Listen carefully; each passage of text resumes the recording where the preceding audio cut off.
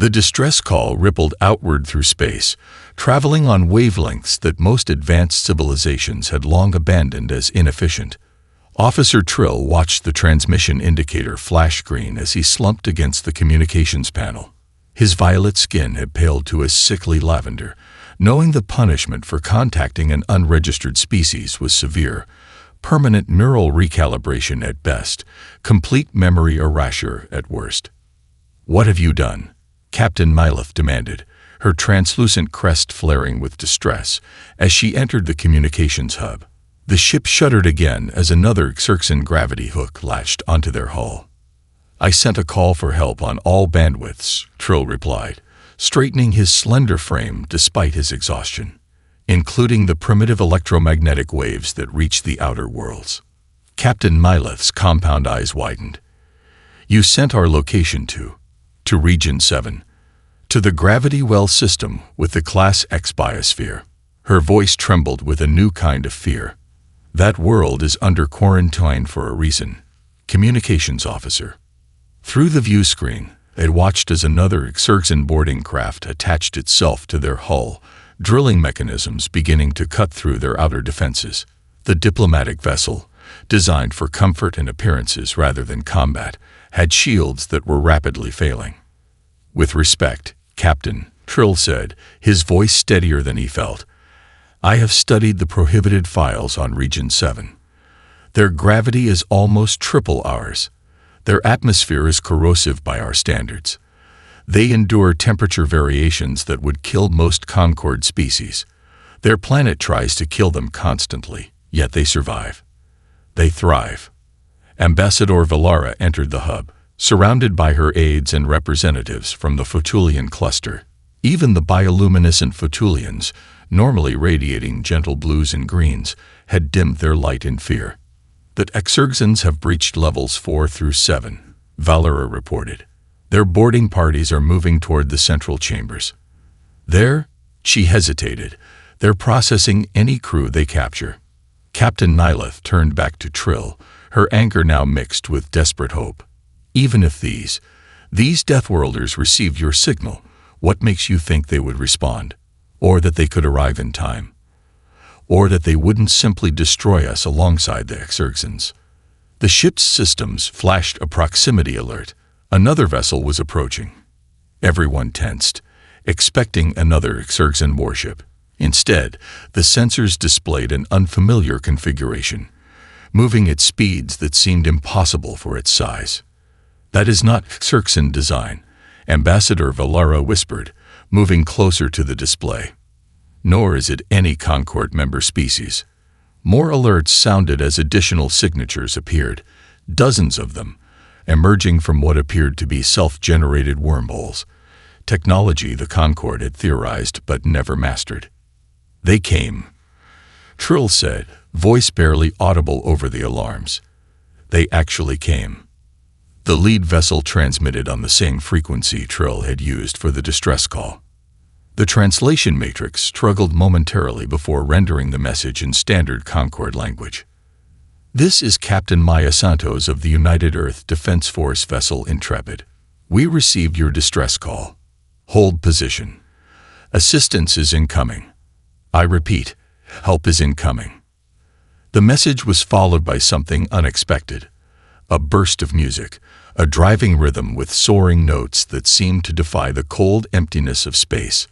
Later, they would learn this was what humans called a battle anthem, traditional for Earth forces entering combat. On the view screen, the first human vessel accelerated toward the largest Xerxan ship, moving with a precision and speed that defied the known laws of inertia. Whatever these humans were, they moved through space like it belonged to them. "What have you called upon us, Officer Trill?" Ambassador Valara whispered, her eyes fixed on the approaching ships. "Our only hope," he replied. "The Deathworlders." Dr. Elena Vostok's presentation continued as she displayed a three-dimensional hologram of the Xerxan physiology alongside a human silhouette. The contrast was striking. Where the Xerxan form appeared elongated and spindly, the human figure was compact, dense with muscle and bone. Their evolution occurred in an environment with roughly one-third of Earth's gravity and minimal atmospheric pressure variations, she explained, highlighting the aliens' thin exoskeleton. Their homeworld has no significant tectonic activity, minimal weather extremes, and filtered stellar radiation. United Nations Secretary-General Torres leaned forward, and they consider themselves apex predators. They do, Dr. Vostok nodded. In their ecosystem they are, but compared to Earth, she adjusted the hologram to show stress simulations. A healthy human could likely break a Xerxan limb with minimal effort. Our reflexes are approximately 4 times faster due to our evolved response to predators and environmental threats. Our cardiovascular system, designed to function in our higher gravity, provides substantially greater endurance. Admiral Cheng, standing at the back of the chamber, stepped forward. His weathered face remained impassive, but those who knew him recognized the slight tension in his jaw. "The biological advantages are irrelevant if we can't reach them in time," he said. "The Ganymede sector is 17 light-years from our nearest outpost. Even with our advanced drive systems, that's a 12-hour journey at emergency speeds." Dr. Vostok nodded to a colleague who displayed another hologram, this one showing the technical specifications of the Xerxan vessels. "Their ships are built for their biology," the scientist continued. "Hull integrity rated for minimal gravitational stress. Life support systems designed for narrow environmental parameters. Weapons systems calibrated for soft tissue targets." She paused. "By comparison, our vessels were designed to withstand the harshest conditions our engineering teams could imagine. Micrometeorite impacts at relativistic speeds, solar flare radiation, extreme gravitational shearing." President Adeyemi of the African Union raised her hand. "You're saying they're physically weaker.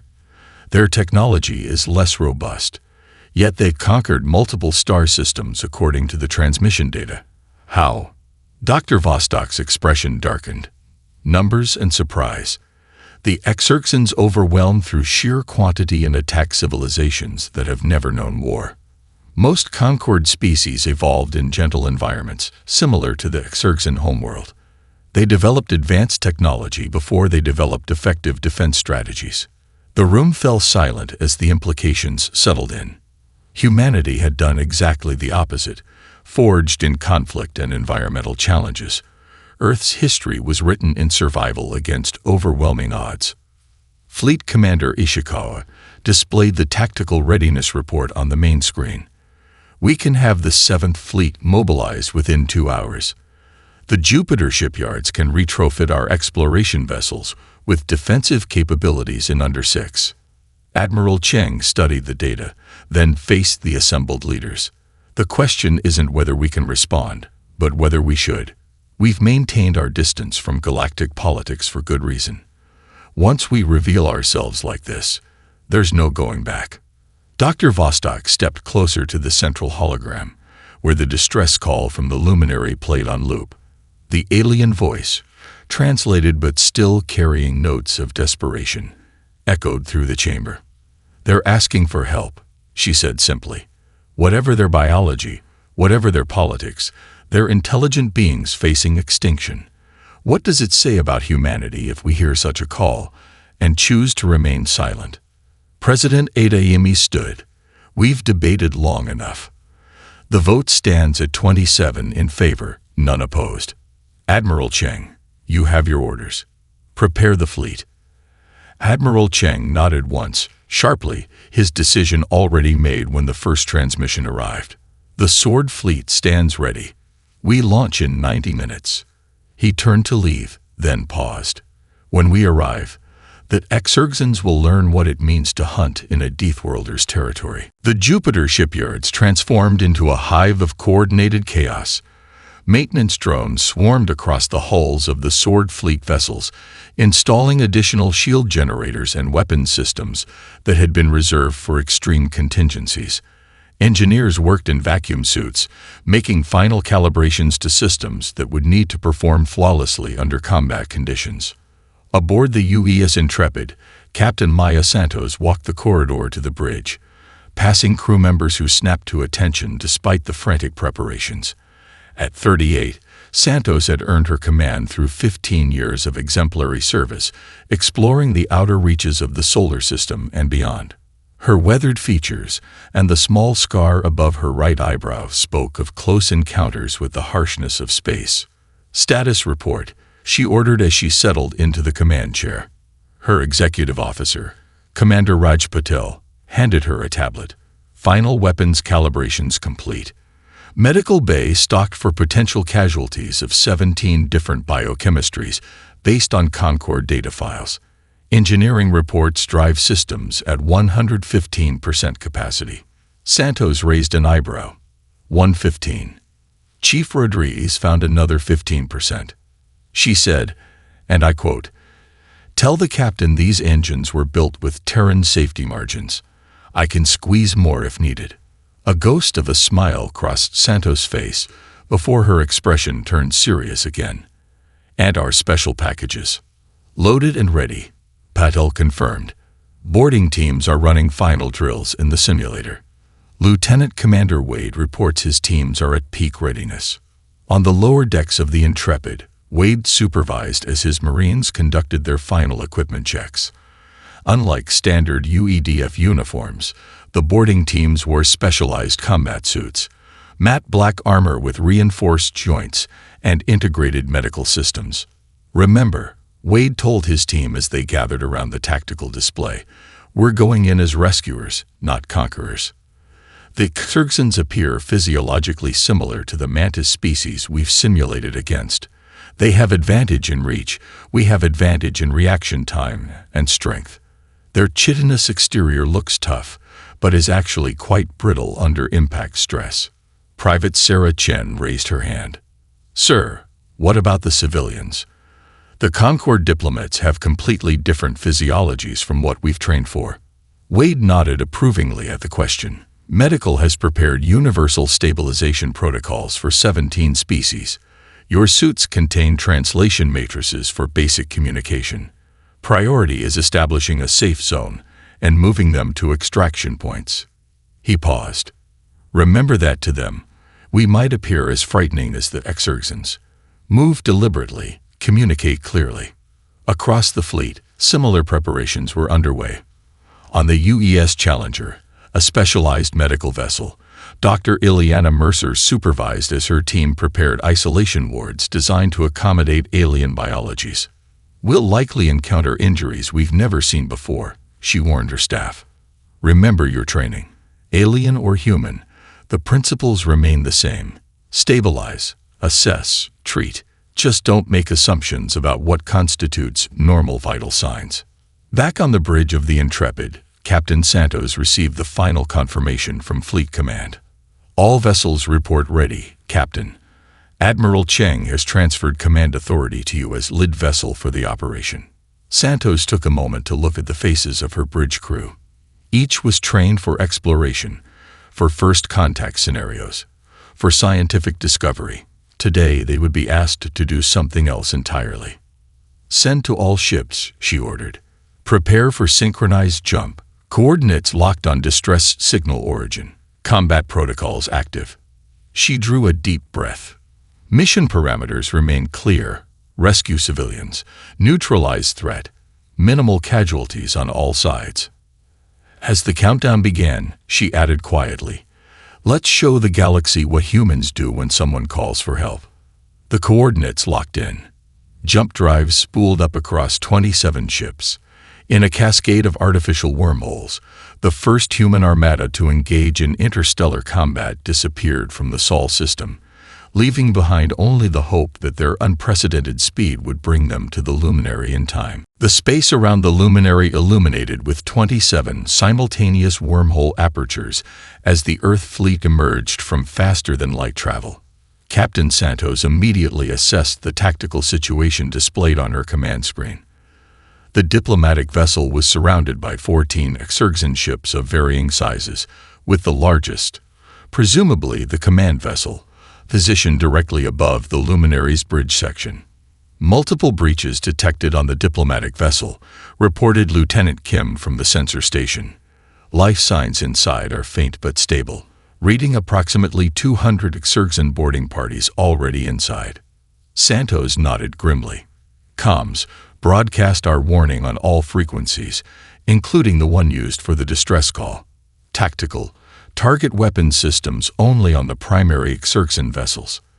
Within moments of the human fleet's arrival, the Exurgsan ships began to reorient, their elongated forms turning like predators sensing a new threat. They're powering weapons, Captain, Lieutenant Kim reported. Hold position, Santos ordered. Let them make the first move after our warning. On the luminary, Officer Trill watched in astonishment as the human fleet arranged itself in a protective formation around the diplomatic vessel. The Exurgsan boarding parties inside had momentarily paused their advance, receiving new orders from their command ship.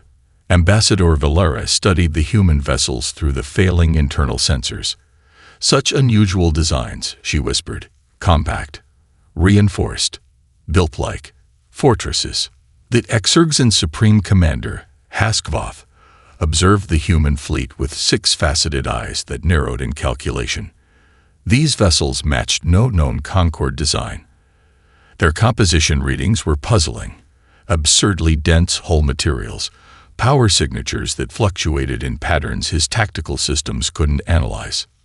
Primitive newcomers, he chittered to his bridge officers. A perfect opportunity for additional resources. He gestured with a barbed appendage. Capture their lead vessel.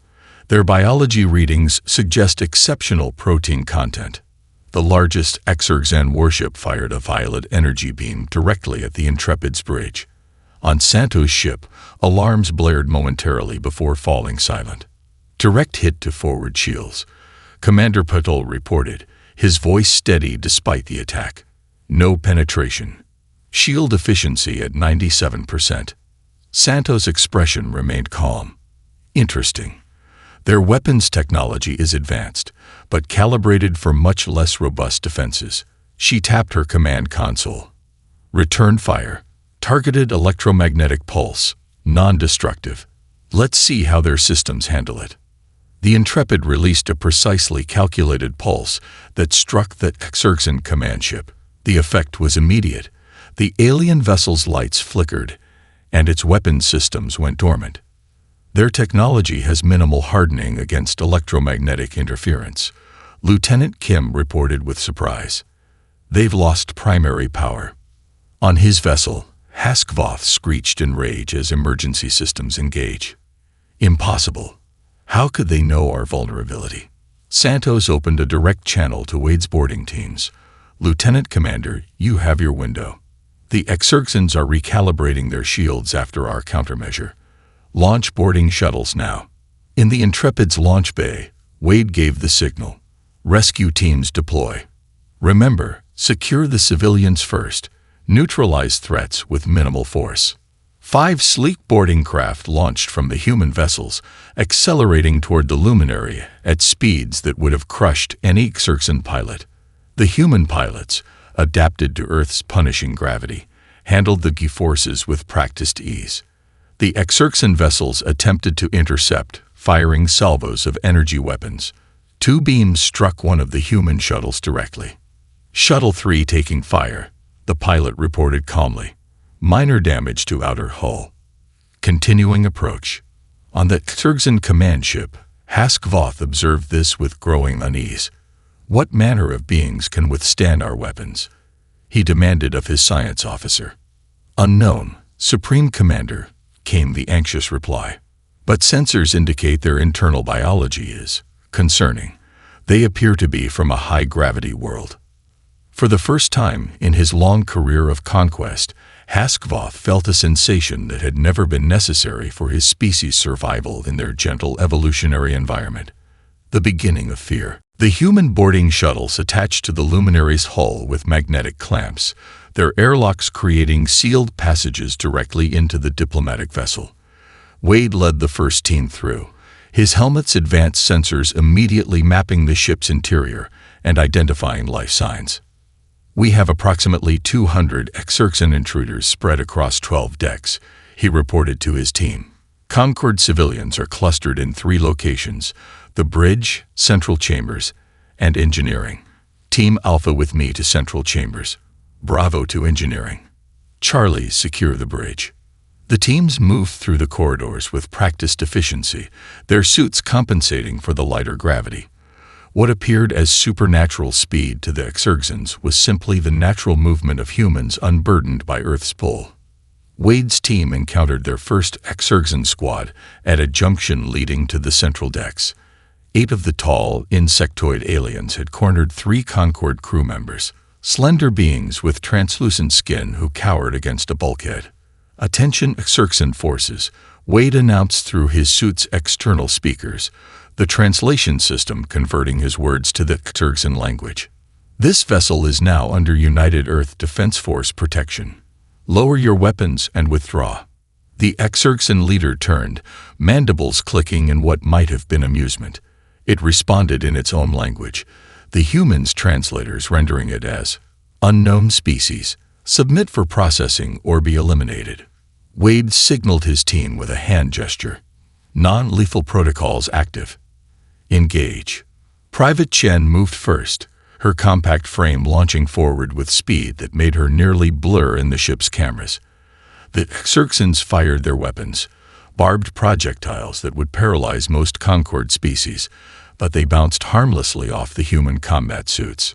Chen struck the first Exerxan with precisely calculated force, targeting the joint connections visible in their exoskeletons. The alien went down immediately, its chitinous armor cracking under pressure it had never evolved to withstand. The remaining Exerxans tried to adjust their tactics, spreading out to flank the humans. Wade almost admired their coordination. They were clearly experienced warriors. But their experience was with prey that fled or surrendered, not predators that charge. "They're attempting to use their reach advantage," Wade noted to his team. "Close quarters, rapid strikes." The human soldiers moved as a coordinated unit, nullifying the Exerxan's height and reach by staying inside their guard. One Exerxan warrior swung a blade-like appendage at Sergeant Kaminsky, who caught it mid-swing with his gauntleted hand. The alien pulled, expecting to dislodge the smaller creature's grip. Instead, Kaminsky stood firm, the nanomuscles in his suit complementing his earthborn strength. The Exerxan's multifaceted eyes widened in what could only be shock as Kaminsky pulled the alien off balance and neutralized it with a precise strike to its sensory cluster. Through the ship's internal sensors, the remaining Concorde diplomats and crew watched the confrontation with a mixture of fear and astonishment. Most galactic species settled conflicts through technology, negotiation, or overwhelming numbers. Direct physical combat had become almost archaic in the Concorde. "What are they?" whispered a Futulian diplomat, her bioluminescent skin pulsing with anxious light patterns. Ambassador Velara, watching from the secure communications room, had accessed the vessel's database. According to fragmentary records, they might be from the quarantine zone in Sector 7, a planet called Earth, the gravity well world. The Futulians' light patterns intensified with alarm. "Those are just stories to frighten younglings. Creatures that evolved in such conditions would be monstrous." Valera continued watching as the humans efficiently secured one corridor after another, their movements precise rather than brutal, their force measured rather than excessive. "Not monsters," she corrected softly. "Something much more interesting. Warriors with restraint." In another section of the ship, Private Chen's team had cleared a path to one of the civilian gathering points. As they approached, the huddled diplomats pressed themselves against the far wall, clearly terrified of these new armored figures. Chen removed her helmet, revealing a human face damp with exertion, but calm and focused. The diplomats stared in fascination at this strange creature, compact, densely muscled, yet with unexpectedly gentle eyes. "We're from Earth," she said simply, her translator converting her words to standard Concorde language. "We're here to take you home." The central chamber doors slid open as Wade's team overrode the security protocols. Inside, they found the largest group of diplomats, 37 representatives from 17 different species, according to their scanners. The diversity of life forms was stunning even to the well-trained Earth forces. Beings of crystalline structure stood beside aquatic species in containment suits. Methane breathers in environmental bubbles huddled near photosynthetic entities bathing in portable light sources. All fell silent at the sight of the armored humans. Ambassador Valara stepped forward cautiously. As the senior Azurian diplomat, she felt responsible for the others. Her slender form, nearly 2 meters tall but impossibly delicate by human standards, trembled slightly as she approached these unknown warriors. "I am Senior Ambassador Valara of the Galactic Concord," she said, her melodic voice carrying across the chamber. "We thank you for responding to our distress call, though we do not recognize your species or affiliation." Wade removed his helmet, revealing features that seemed both familiar and alien to the gathered diplomats. Where Concord species had evolved toward specialization, exaggerated sensory organs, elaborate breathing apparatus, or highly specific environmental adaptations, the human face appeared strangely balanced, efficient rather than specialized, adaptable rather than optimized. Lieutenant Commander Jackson Wade, United Earth Defense Force. He replied with a respectful nod. "We've secured routes to our extraction vessels and neutralized most Exurgsan boarding parties. We need to move quickly before their fleet reorganizes." A Tralaxian diplomat floated forward, its gas-filled body pulsing with nervous color patterns. "Your intervention is appreciated, but puzzling. Earth is not a registered Concord world. Our records indicate your planet is under quarantine classification due to extreme environmental conditions. Why would you risk yourselves for strangers?" The question hung in the recycled air of the chamber. The gathered diplomats, representing civilizations thousands of years older than human recorded history, waited for an explanation that would align with their understanding of interspecies relations, political advantage, resource acquisition, or territorial expansion. Wade's answer was direct and unembellished. "You asked for help." The simplicity of the response caused a ripple of translator activity as the diplomats sought cultural context they couldn't find. Valara studied the human's expression. "There must be more. No species commits military resources without strategic benefit.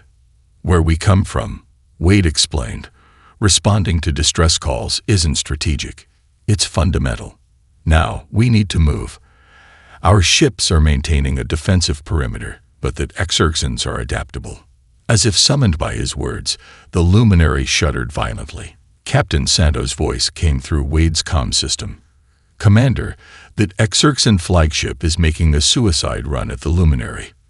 They're attempting to ram the central section. Evacuation priority Alpha." Wade immediately switched to command mode. "All teams, expedite civilian extraction. We have incoming." He turned to the diplomats. "We need to move now. Follow my team's instructions precisely." The chamber erupted in motion as the humans organized the diverse group of aliens into evacuation units, matching species with compatible environmental needs and mobility limitations. Where the diplomats expected chaos, they found efficiency. Where they anticipated force, they encountered careful assistance. A young Azurian aide clutched Valara's arm. "They move as though our gravity is nothing to them," she whispered. "How can any species evolve such capabilities?" Valara watched as a human marine effortlessly lifted a Duralian ambassador whose crystalline body would weigh nearly 300 kilograms in standard gravity. "They call their world Earth," she replied. "We call it a death world." Perhaps both perspectives are illuminating. Outside the luminary, Captain Santos made her decision. The Intrepid broke formation, accelerating on an intercept course with the Exurgsan flagship. The medical bay of the UES Challenger hummed with activity as Dr. Eliana Mercer and her team treated the diverse collection of Concord diplomats and crew. The specialized facility had been designed with modular environmental chambers that could be rapidly adjusted for different atmospheric needs, gravity preferences, and temperature ranges. "Remarkable," murmured Dr. Catal, the Tralaxian chief medical officer from the luminary. as he observed the human medical personnel moving efficiently between patients. Your understanding of xenobiology exceeds what should be possible for a species with no official contact with the Concord. Dr. Mercer smiled as she adjusted the pressure in a chamber housing an aquatic Vexillian diplomat. We've had decades to study the transmissions we intercepted from Concord communications. Your medical protocols are quite thorough, if somewhat conservative by our standards. In another section of the bay, Ambassador Valora was undergoing treatment for minor radiation exposure from the damaged sections of the luminary. The human physician attending her worked with gentle precision, applying a regenerative compound to her photosensitive skin. "You said your world is called Earth?" she asked the doctor. "That's right," the physician replied. "Third planet from our star. High gravity, variable climate, active geology. Beautiful place, though I suppose it might seem rather intense by Concord standards. And yet you venture into space, knowing how different you are from other species." The doctor paused thoughtfully. "Perhaps because of it. We learned early in our development that different doesn't mean incompatible. Our own planet has such biodiversity that adapting to new life forms comes naturally to us." On the bridge of the Intrepid, Captain Santos was engaged in a different kind of diplomatic effort. Supreme Commander Haskvoth of the Exerxan forces had requested direct communication following the human fleet's successful defense against his flagship's ramming attempt. The Exerxan's image appeared on the main view screen, its chitinous face unreadable to human expressions, but its posture noticeably less aggressive than before. "Your species possesses unexpected capabilities," Haskvoth stated, mandibles clicking between words. "The Exerxan Imperium proposes cessation of hostilities and prisoner exchange." Santos studied the alien commander. "Your forces attacked a diplomatic vessel without provocation. The United Earth Defense Force acknowledges your offer of cessation, but we have no prisoners to exchange. All Exerxan personnel encountered were neutralized with non-lethal methods and are being treated according to universal medical protocols." The Exerxan's compound eyes flickered in what the translation system suggested was confusion. "You rendered our warriors unconscious rather than eliminating them, despite their lethal intent toward you." "That is correct." Haskvoth's posture shifted again. "Deathworlders with restraint. This requires reconsideration of our tactical approach." Meanwhile, in the Concord Central Communications Hub 16 light-years away, emergency signals from the luminary had finally reached the nearest monitoring station. The Concord High Council convened in crisis session, with Grand Arbiter Zex Peril presiding over the holographic gathering of the 19 senior representatives.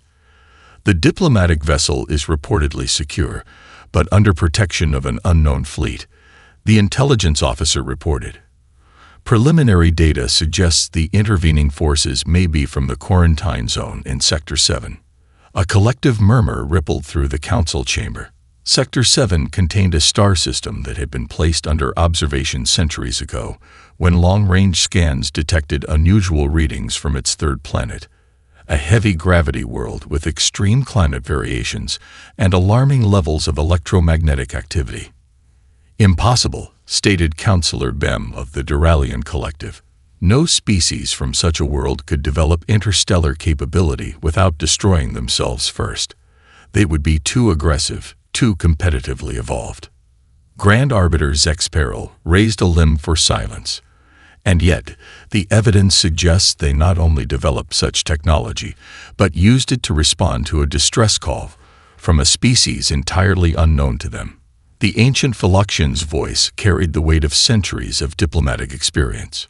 "Perhaps our assumptions about evolutionary paths require revision." The Grand Assembly Hall of Concord Central fell silent as Admiral Cheng concluded the formal portion of Earth's recognition ceremony.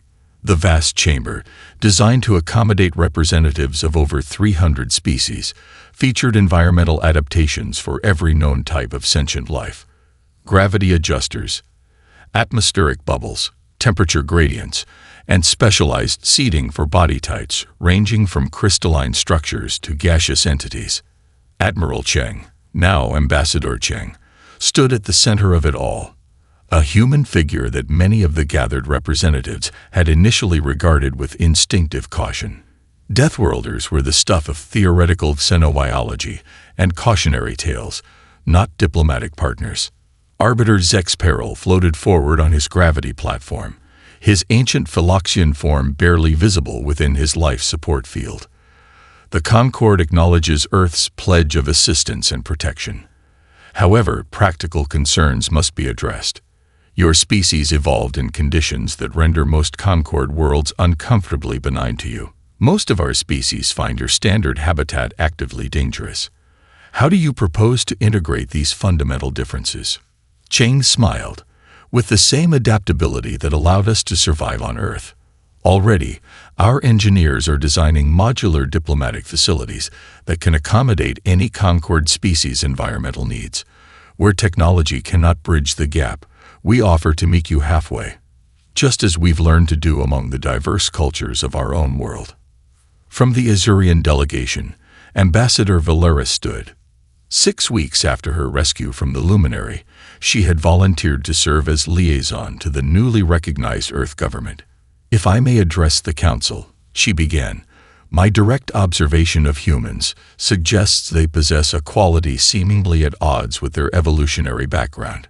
Logic would dictate that a species from such a harsh environment would develop aggressive expansion tendencies, yet they maintained a quiet presence in the galaxy until actively called upon." She paused, choosing her words carefully. Their physical capabilities are indeed formidable, but it is their restraint that truly distinguishes them. Officer Trill, newly promoted for his initiative in sending the distress call, observed from the junior diplomatic section. The communications specialist who had nearly faced court-martial for contacting an unregistered species now found himself celebrated for facilitating first contact with the most significant new addition to the Concord in centuries. In the security section of the hall, Lieutenant Commander Wave stood at parade rest alongside Captain Santos.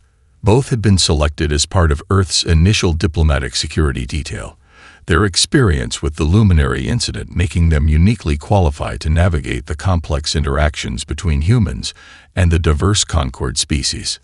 "Did you ever imagine this would be the outcome when we responded to that distress call?" Santos asked quietly.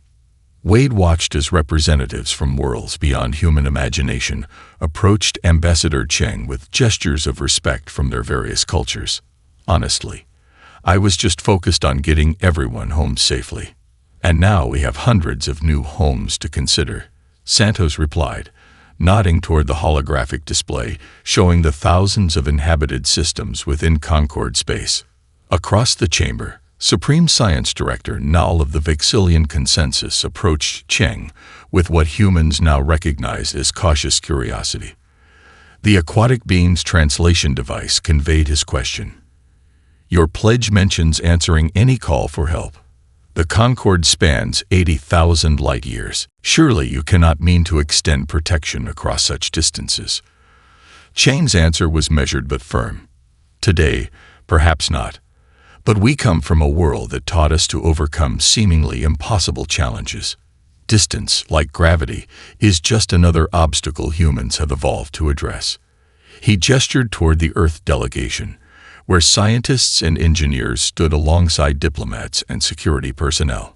Already our physicists are collaborating with Concord experts on drive systems that could reduce response times by 70%. As the formal reception continued, Junior Ambassador Catal of the Trilaxian Flotilla approached Officer Trill. "I studied the records of your original distress call," the floating entity communicated. "A fascinating coincidence that it reached precisely the species most capable of responding effectively." Trill smiled. "Perhaps not coincidence. I specifically included frequencies rarely monitored by advanced civilizations, what we considered primitive wavelengths. Something told me that a species still listening to the older patterns of the cosmos might respond differently than those who had moved beyond them." A fortuitous insight, Catal pulsed appreciatively. One distress call that may have changed the trajectory of the Concord itself.